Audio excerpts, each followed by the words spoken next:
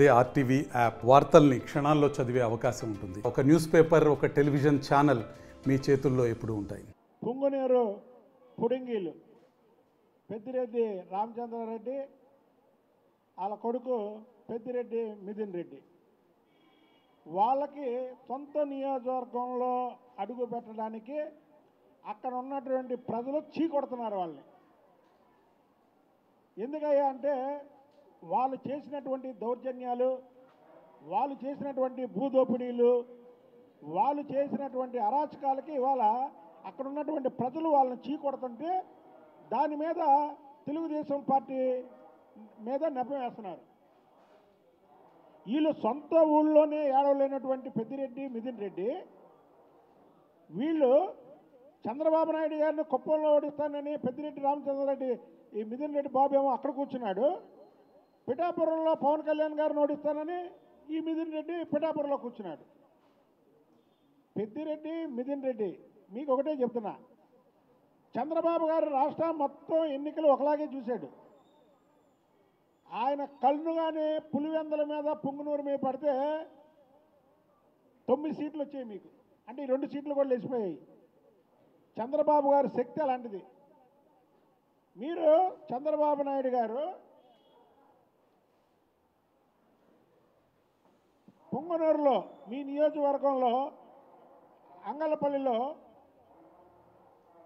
ఆయన వచ్చిన రోజు రౌడీ మోకలతో మీరు ఎలా దాడి చేపించారు, కిరాయి గుండాలతో ఎలా రాలిసిరిచ్చారు, దమ్ముగా ధైర్యంగా, మీరు వయసు గురించి మాట్లాడతారు కదా, దమ్ముగా ధైర్యంగా దాన్ని ఎదుర్కొన్న వ్యక్తి చంద్రబాబు నాయుడు గారు. ఎదుర్కోవడమే కాదు, మీ ప్రతిపక్షంలో ఉన్న అధికారంలో ఉన్న ఒకటే, మేము ప్రజల కోసం పోరాడతాం కాబట్టి మాకు దమ్ము ఉంది. నీలాగెళ్ళి ఇంట్లో దక్కోలా, మీరు దొంగతనాలు చేశారు, దోపిడీలు చేశారు, ప్రజల ఆస్తులుగా చేశారు, కాబట్టి మీకు భయం ఉంటుంది. భయం ఉంది కాబట్టి రెడ్డప్ప ఇంట్లో దక్కున్నావు, నువ్వు ప్రజల ఆగ్రహానికి గురయ్యావు. ఏమో రెడ్డప్ప నువ్వేంటి అంటో, మేము తెలుసుకుంటే చంద్రబాబు గారు ఉండలేడు. ఏంటి తెలుసుకునేది? 5 ఏళ్ళు తెలుసుకున్నారు కదా.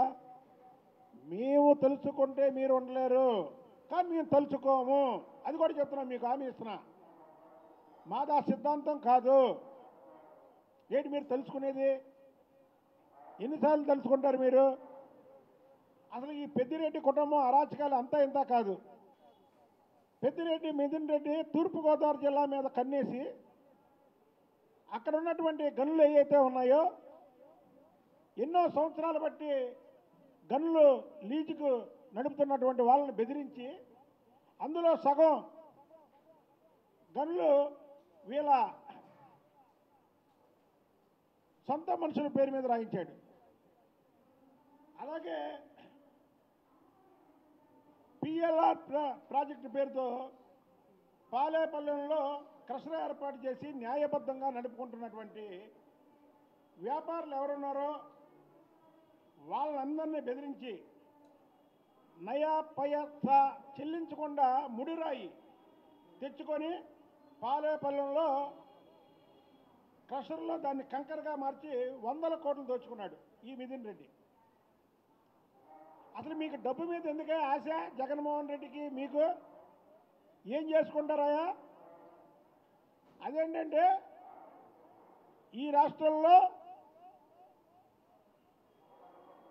మేము ఏ వ్యాపారాలు చేయట్లేదని పెద్దిరెడ్డి అంటాడు. అసలు జగన్మోహన్ రెడ్డికి వ్యవస్థల గురించి తెలియని ముఖ్యమంత్రి ఎవరైనా పనిచేశాడంటే ఈ రాష్ట్రంలో జగన్మోహన్ రెడ్డి. ఎందుకు అలా చెప్తున్నానంటే పెద్దిరెడ్డికి గన్నులు ఉన్నాయి, దానికి సంబంధించినటువంటి శాఖను పెద్దిరెడ్డికి అప్పచెప్పాడు. దొంగ చేతికి తాళాలు ఇచ్చాడు జగన్మోహన్ రెడ్డి. ఎక్కడన్నా సరే భారతదేశంలో ఒక బ్యాంకులో డైరెక్టర్ అవ్వాలంటే ఆ బ్యాంకులో అతని పేరు మీద కానీ అతని ఇంట్లో వాళ్ళ పేరు మీద కానీ అప్పు ఉండకూడదు. ఒక దేవాదాయ శాఖలో ట్రస్ట్ బోర్డు మెంబర్గా ఉండాలంటే దాంట్లో వ్యాపారాలు కానీ అక్కడ కాంట్రాక్టులు కానీ ఉండకూడదు. ఈ చిన్న విషయం నాకు తెలిసినటువంటి విషయం కూడా జగన్మోహన్ రెడ్డికి తెలియదు. ఏ గనులైతే దోపిడీ చేసి వేల కోట్లు సంపాదించాడో పెద్దిరెడ్డి, అదే గనుల శాఖకి మంత్రిని చేశాడయా. అంటే దొంగ చేతికి తాళం ఇచ్చాడు, అంతన్నా తిను అని. ఇవాళ డబ్బు మదంతో చంద్రబాబు నాయుడు గారు ఆ నియోజకవర్గంలో అడుగు పెడితే చంద్రబాబు నాయుడు గారు నియోజకవర్గంలో అడుగు పెట్టకూడదు. కిరాయి రేవులతో దాడి చేపిస్తే చంద్రబాబు గారు దాన్ని ఎదుర్కొన్నారు. ఇవాళ నీ మీద నిన్ను తరిమి కొట్టింది ఎవరు? నువ్వు తెలుగుదేశం పార్టీ వాళ్ళు అంటున్నావు. కాదు, అక్కడ ఉన్నటువంటి ప్రజలు. మీ అరాచకాలు లక్షల మంది బతికే ధనంతో మీ కుటుంబం బతుకుతుంది. మీ దగ్గర ఉన్నటువంటి డబ్బు కొన్ని లక్షల మంది బతకగలరు జీవితాంతం. మీకెందుకే అంత డబ్బు? అంత డబ్బు మీద ఆశ ఏంటి? నీ డబ్బు మదంతో అబ్బా కొడుకులు, ఒకడేమో కుప్పల్లో ఉంటావా, కుప్పల్లో ఉండి ఓటికి 10,000 ఇచ్చి చంద్రబాబు గారిని ఓడిస్తా అని అంటావా? ఇంకొకడు కొడుకేమో పిఠాపురంలో పవన్ కళ్యాణ్ గారిని ఓడిస్తానని అక్కడ ఒక 10,000. వీళ్ళకి డబ్బు మదంతో జగన్మోహన్ రెడ్డి ముఖ్యమంత్రిగా ఉన్నంతసేపు కూడా ఈ రాష్ట్రాన్ని ఒక చిత్తూరు జిల్లాలోనే కాకుండా అన్ని జిల్లాల్లో ఉన్నటువంటి గనులు వీళ్ళు సొంతంగా ఎవరైనా నిజాయితీగా వ్యాపారం చేసుకున్నా ఆ వ్యాపారంలో సగభాగం రాయించుకున్నారు.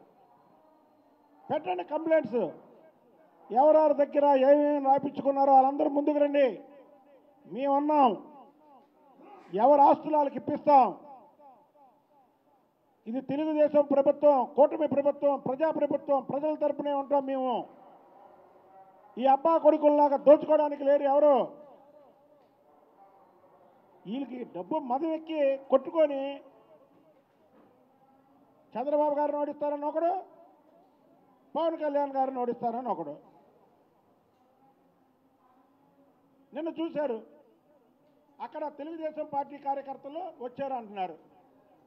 మరి మీ పార్టీ కార్యకర్తలు ఏమయ్యారు? మీ పార్టీ కార్యకర్తలు ఏమయ్యారు? వాళ్ళని అడ్డం పెట్టుకొని మీరు దోచుకున్నారు కాబట్టి మీకు ఒక్కడు కూడా సానుభూతి ప్రదర్శించడానికి రాలా. మీకు ఇప్పటికైనా తెలిసిందా మీ విలువేంటో ప్రజల దగ్గర?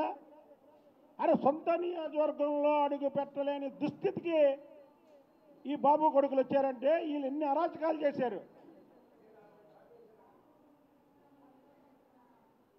అరే, రాష్ట్రం మొత్తం కూడా దోచుకొని తిన్నది కాక మళ్ళీ మీరు చంద్రబాబు గారి గురించి మాట్లాడతాడా? రెడ్డప్ప మాజీ ఎంపీ, మేము తెలుసుకుంటే చంద్రబాబు గారు ఉండలేడు. ఏంటి తెలుసుకునేది? ఆయన ఇంటికి కూడా పేకలేకపోయారు కదా ప్రతిపక్షంలో మీరు. ఆయన ఇంటికి పేకలేకపోయారు కదా.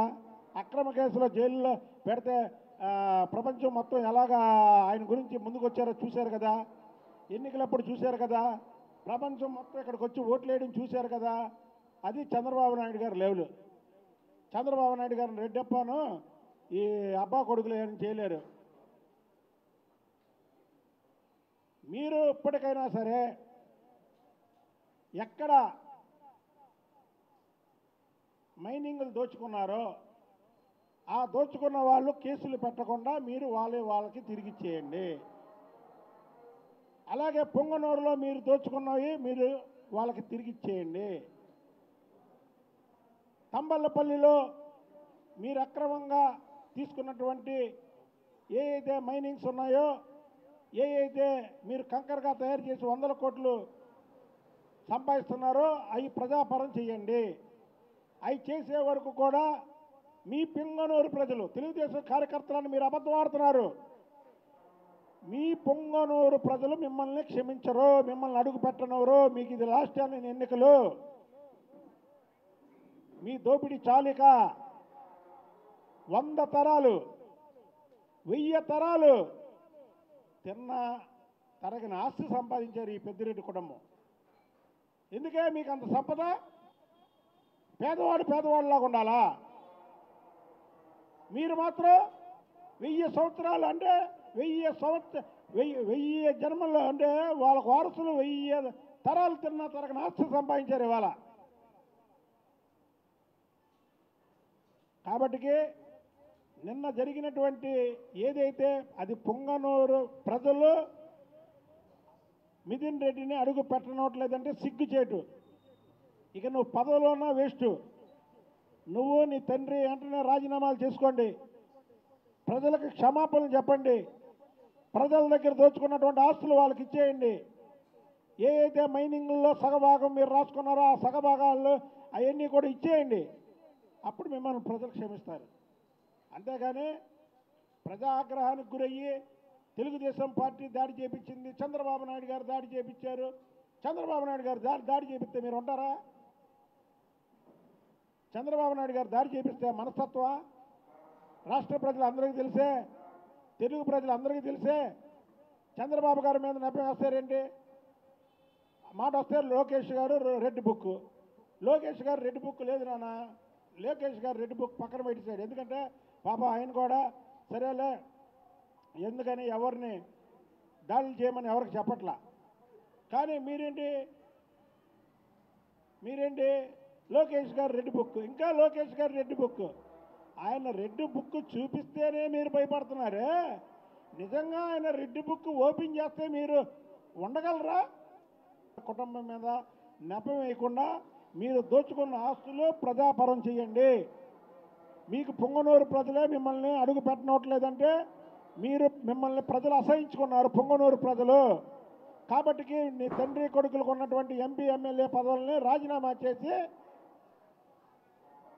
ప్రశాంతంగా పొంగనూరు ప్రజల మధ్య ఉండాలంటే వాళ్ళ ఆస్తులు వాళ్ళకి అప్పచెప్పి ఉండండి. ఇది మీకు ఇచ్చే సలహా అని తెలియజేస్తున్నాను. మరిన్ని వీడియోస్ కోసం ఛానల్ ని సబ్స్క్రైబ్ చేయండి, లేటెస్ట్ అప్డేట్స్ కోసం వాట్సాప్ ఛానల్ ని ఫాలో చేయండి అండ్ లింక్ డిస్క్రిప్షన్ లో ఉంది.